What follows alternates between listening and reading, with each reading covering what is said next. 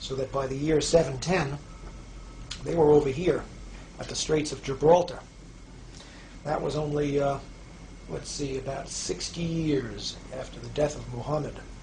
It took them only 60 years to conquer the entire Middle East and get over to this point right here. This puts us at the year 710 AD. Now in the year 710 AD, a fellow by this name, let's get him to stand up a little better, Tariq ibn Ziyad, means Tariq the son of Ziyad. Tariq was, I believe, a Moroccan. This is Morocco over here.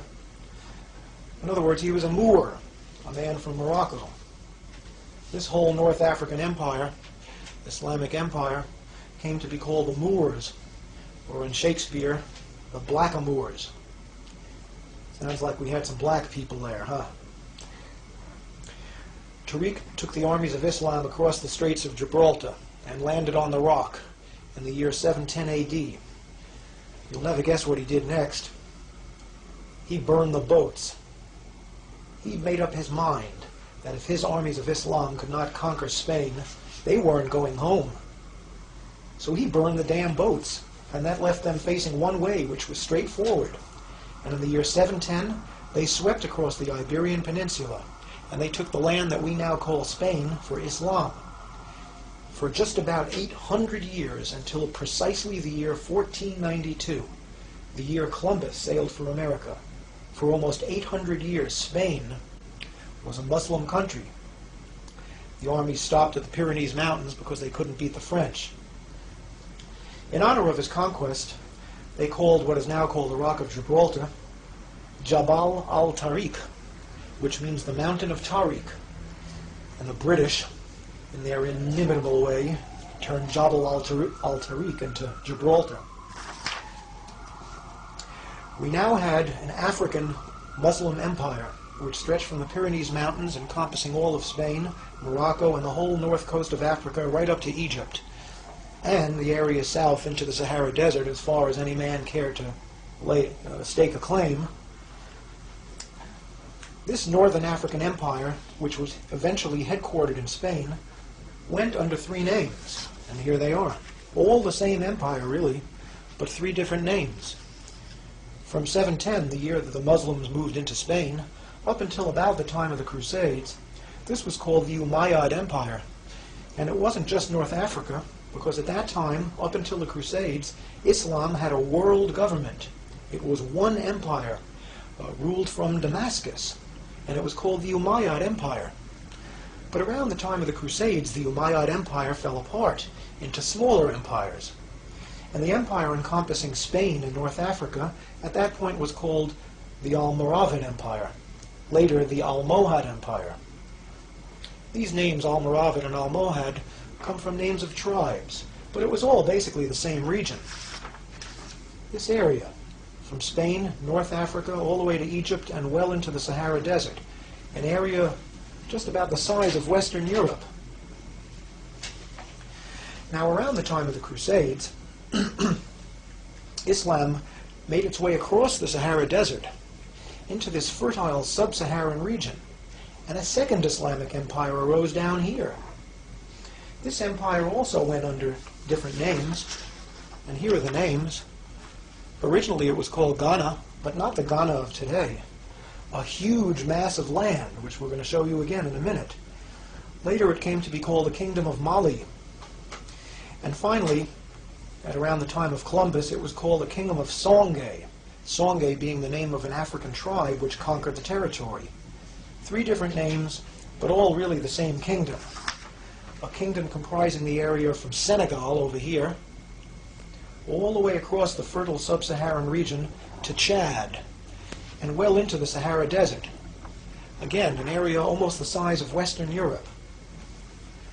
Now, I don't know if you can see it on your screen, but I'm pointing now to a river. This river flows from the mountains coming originally from Senegal, first east and then south. It's called the Niger River. And along the shores of the Niger River arose a civilization which eventually became the center of civilization in the Western world. Its headquarters was here. This is a city called Timbuktu. To those of you who are not familiar with this history, it might sound a little like a joke. Timbuktu. Timbuktu, at the time that Columbus sailed for America, was the center of Western civilization.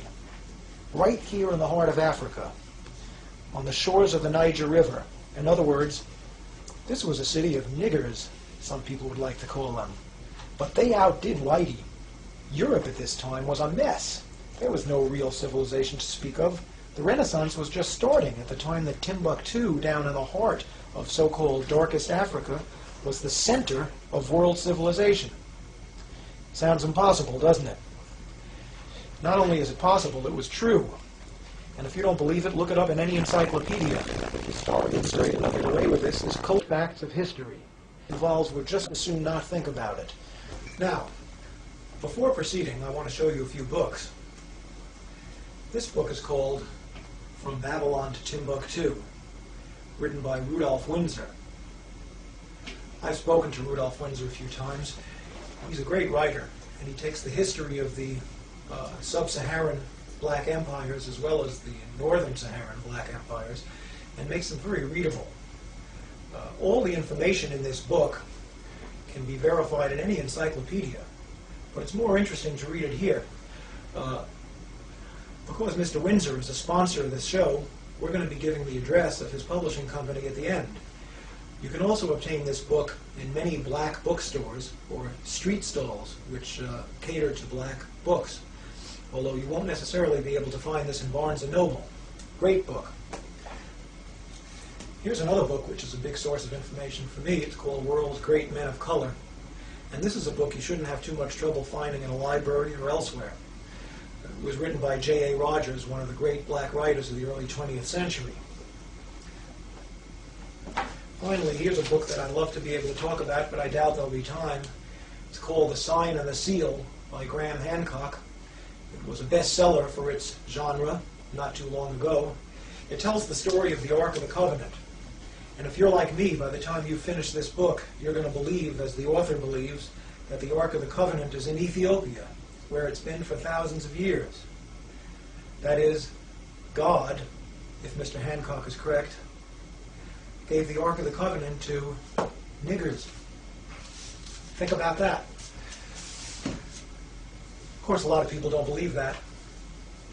I'm not 100% sure it's true myself, but I'm about 90% convinced. In any event, I don't think we're going to have time to talk about the Ark today. Let's talk about Spain during the Middle Ages. I want to read something to you. I want to read you a little passage about Moorish Spain as Europe's cultural center.